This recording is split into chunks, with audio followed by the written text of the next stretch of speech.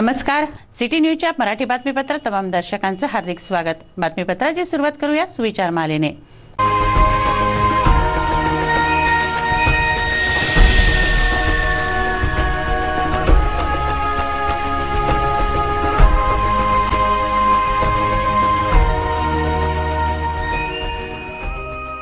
आता बघूया बातमीपत्रातील ठळक बातम्या।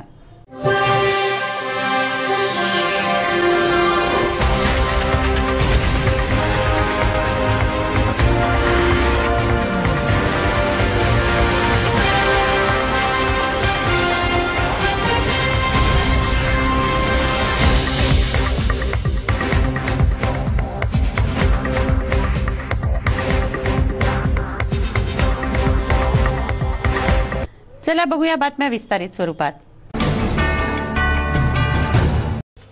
श्री सूर्या कंपनीच्या माध्यमातून 250हून अधिक लोकांना ठगवण्यात आलं। एकट्या अमरावतीतील लोकांना 22 कोटींचा गंडा समीर व पल्लवी जोशीने घातला। या चौकशीसाठी प्रोड्यूस वॉरंटवर या दाम्पत्याला अमरावतीत आणलं असता आर्थिक गुन्हे शाखेनं दोघांनाही ताब्यात घेतलं आहे।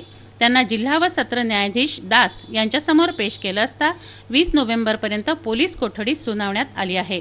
श्री सूर्याच्या अमरावतीतील दलालांना कच्चा जामीन देण्यात आला असून 16 नोव्हेंबरला त्यावर सुनावणी होणार आहे।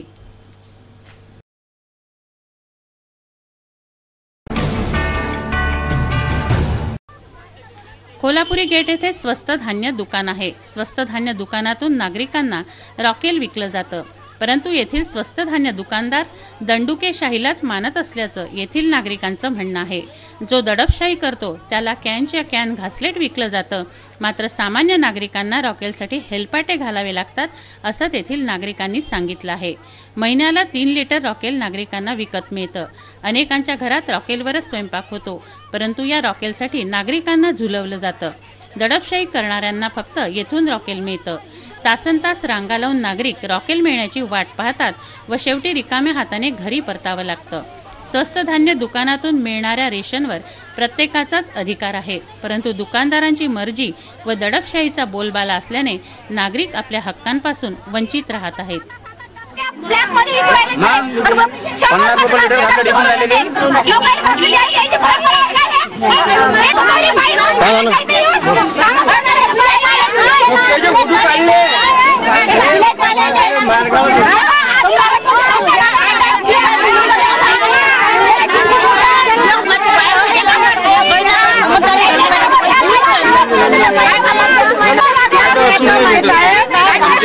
महिन्यातून किती वेळा भेटते? महिन्यातून एकच लिटर 3 लिटर देते का? रेग्युलर देते का? ज्या तारखेला अमक्या तारखेला थमक्या तारखेला ज्या 3 महिन्यापासून तिथं लिहिलं आहे ज्या दिवशीचं कार्ड त्या दिवशी तेल घेऊन जा, पण भेटत नाही।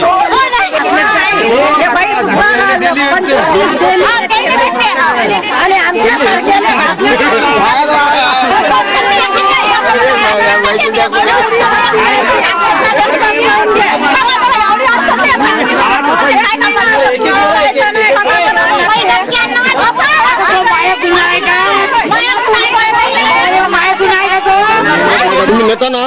नेता ना? कोणत्या भावान नेता? कोणत्या भावान नेता? 60 रुपये कार्डावर तिथूनच बोला। एवढं कार्ड तुमचे एकटेच आहे? नाही माझे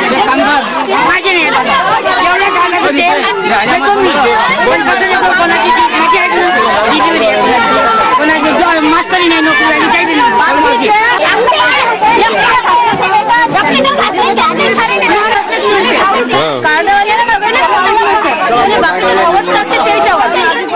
बाकीचे दोष टाकते मारले जाते तेल तिथं। श्री रामचरित मानस परिषद व हिंदू स्मशान संस्था यांच्या संयुक्त विद्यमाने संगीतमय सुंदरकांडाचं आयोजन करण्यात आलं आहे। मोक्षधाम येथे अंत्यसंस्कार झालेल्या मृतांच्या मोक्षप्राप्ती व शांतीसाठी हे आगळं वेगळं आयोजन आहे। 16 नोव्हेंबरला शनिवारी रात्री 10:30 वाजता होणाऱ्या संगीतमय सुंदरकांडाची माहिती पत्रकार परिषदेत देण्यात आली। या कार्यक्रमाचं सिटी न्यूज वरून थेट प्रक्षेपण करण्यात येत आहे। आए हुए सभी पत्रकार बंधुओं को जय श्री राम।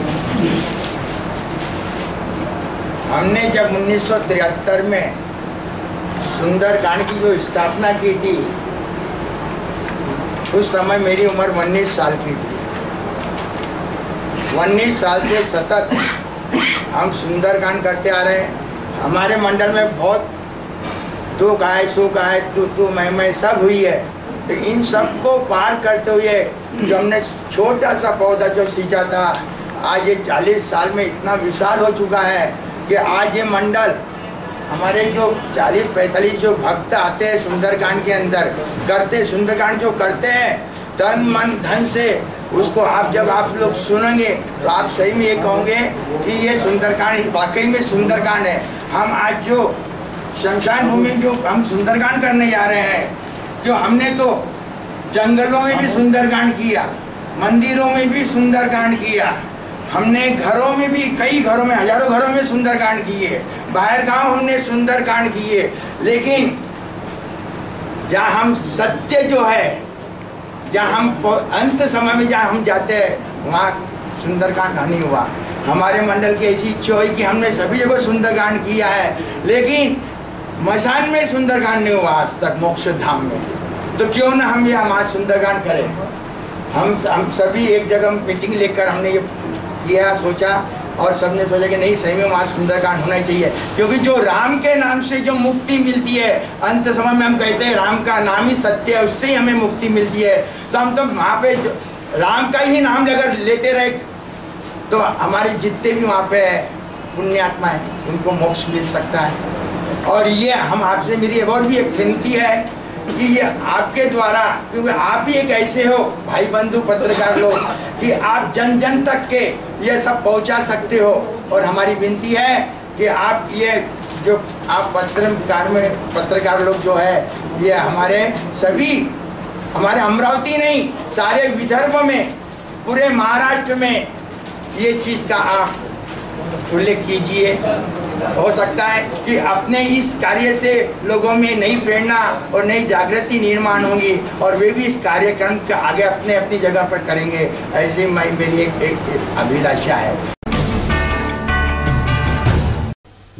अमरावती व बडनेरा शहराचा पाणी पुरवठा 18 व 19 नोव्हेंबर सोमवार व मंगळवारी बंद राहणार आहे।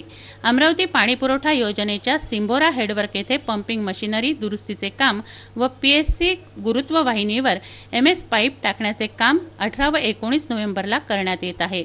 या दुरुस्तीसाठी अमरावती व बडनेरा शहराचा पाणी पुरवठा 2 दिवस बंद राहील, याची नागरिकांनी दखल घ्यावी असं महाराष्ट्र जीवन प्राधिकरणाच्या वतीने कळवण्यात आलं आहे।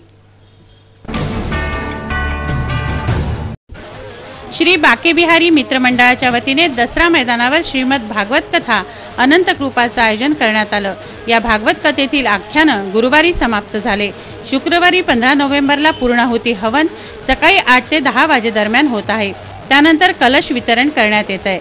8 नोव्हेंबर पासून सुरू झालेल्या या भागवत कथेचं थेट प्रक्षेपण सिटी न्यूज वरून करण्यात आलं। मोठ्या संख्येने भाविक महिला पुरुषांनी या भागवत कथेचा लाभ घेतला। स्वामी धर्मदेवजी महाराजांनी आपल्या रसाळ वाणीने भाविकांना भक्तिगंगेचं स्नान घातलं।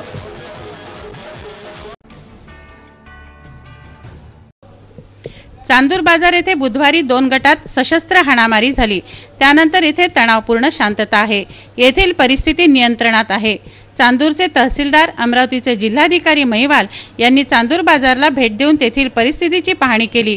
पोलीस अधीक्षक वीरेश प्रभू आपल्या दलबलासहित येथे तळ ठोकून होते। अहिर व कुरेशी यांच्यात क्षुल्लक वादावरून हा सशस्त्र हल्ला झाला। ग्रामीण वाहतूक पोलीसही यात जखमी झाले। ठाण्यावर झालेल्या दगडफेकीत ठाणेदार भावसार, युवासेनेचे शैलेश पांडे यांच्यासह दोन्ही गटातील लोक जखमी झाले। गुरुवारी येथे शांतता होती, मात्र नागरिकांमध्ये प्रचंड धास्ती होती। खुट्ट वाजले तरी उघडलेली दुकाने बंद होतात, अशी तेथील परिस्थिती आहे। लहुजी शक्ती सेनेच्या वतीनं क्रांतिपिता लहुजी यांची जयंती गर्ल्स हायस्कूल चौकात साजरी करण्यात आली। जयंतीनिमित्त क्रांतिपिताच्या छायाचित्राला हार अर्पण करून अभिवादन करण्यात आलं। जयंतीनिमित्त मातंग समाजाने काही मागण्या मांडल्या। मातंग समाजाला स्वतंत्र आरक्षण मिळावं, मातंग अभ्यास आयोगाच्या शिफारसीचीही अंमलबजावणी व्हावी, लहुजी यांचा पुतळा विधान भवन व संसद भवनाजवळ स्थापन करण्यात यावा आदी मागण्या मांडण्यात आल्या। आपल्या हक्कासाठी 22 नोव्हेंबरला चलो मुंबईची हाक यावेळी देण्यात आली।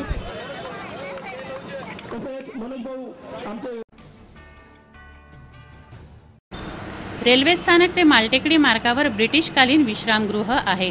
1924 साली बांधलेलं हे विश्रामगृह आजही मजबूत स्थितीत आहे। या भवनात थोर पुरुषांनी वास्तव्य केलंय। राष्ट्रपिता महात्मा गांधी व डॉक्टर बाबासाहेब आंबेडकर यांचा येथे रहिवास राहिलाय। ऐतिहासिक महत्त्व असलेलं हे विश्रामगृह त्यावेळीच्या शहरापासून दूर एकांतात व निसर्गरम्य वातावरणात होतं, त्यामुळे सर्वांनाच अतिप्रिय होतं। मोठ्या थाटात राहणारे इंग्रज गेले, पण त्यांचे थाट घेऊन आलेले स्वतंत्र भारतातील अधिकारी या अधिकाऱ्यांनी दुर्लक्ष केल्याने आज ही वास्तू दैन्यावस्थेत आहे। जिल्हाधिकारी कार्यालयावरचं फाटकही आज गायब आहे, ज्यावर चढून स्वातंत्र्य सैनिकांनी बेदम मार खाल्ला होता, तर मालटेकडीवरील तोफ गायब झाली आहे। त्याप्रमाणेच आज हे विश्रामगृह ओसाड पडलं आहे, बेवारस झालं आहे। लोक येथील दारं खिडक्या उखडून नेत आहेत। ज्या भवनाला थोर पुरुषांचा पदस्पर्श झाला होता, तेथे आता दारू जुगार चालतो। ज्यांच्या अखत्यारीत हे विश्रामगृह आहे, ते मात्र आरामशीर वातानुकूलित कक्षात बसत आहेत। सिटी न्यूजने मुख्य अभियंता गणवीर यांना याविषयी सांगितलं असता त्यांनी प्रतिक्रिया दिली।